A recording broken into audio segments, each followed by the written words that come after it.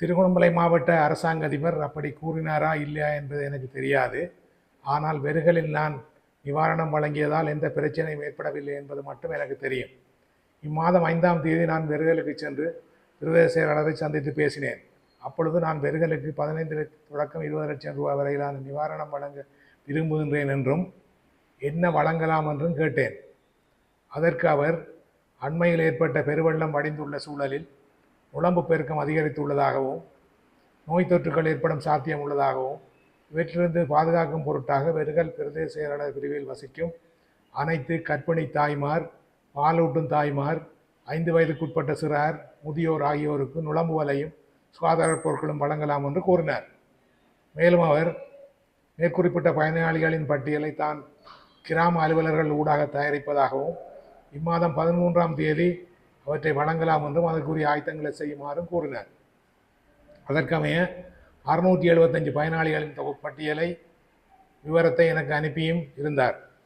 அதன்படி நான் நுழம்புவலைகளையும் சுகாதார பொருட்களையும் கொள்வனவு செய்து லொரியில் ஏற்றிக்கொண்டு அவர் கூறியவாறு வெறுகல் கலாச்சார மண்டபத்துக்கு சென்றேன்.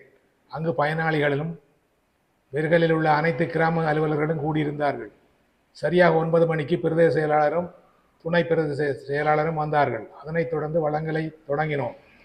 பிரதேச செயலாளர் கூறியபடி கிராம அலுவலர் ஒவ்வொருவரும் தத்தம் பிரிவில் உள்ள பயனாளிகளின் பட்டியலை வாசிக்க பயனாளிகள் ஒருவராக வந்து பொருட்களை பெற்றுக்கொண்டார்கள். அன்னளவாக 11 மணிக்கு வழங்கல் முடிவடைந்து விட்டது. வழங்கல் முழுவதும் காணொலி செய்யப்பட்டுள்ளது. அங்கு எந்த சிக்கலும் பிரச்சனையும் ஏற்படவில்லை. வழங்கல் முடிந்ததும் நான் வெறுகல் கலாச்சார மண்டபத்திலிருந்து பிரதேச செயலகத்துக்கு நடந்து வந்தேன். வழியில் இருந்த மக்கள் யாரும் எந்த கேள்வியும் கேட்கவில்லை, எந்த குறையும் கூறவில்லை. மாறாக அவர்களில் பலர் நன்றிதான் கூறினார்கள்.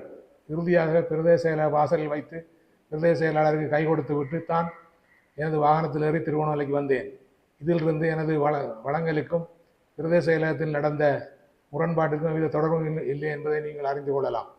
வெறுகல் பிரதேச செயலாளருக்கும் உள்ளூரில் உள்ள அரசியல்வாதிகளுக்கும் இடையே தொடர்ச்சியான ஒரு பனிப்போர் காணப்படுகிறது.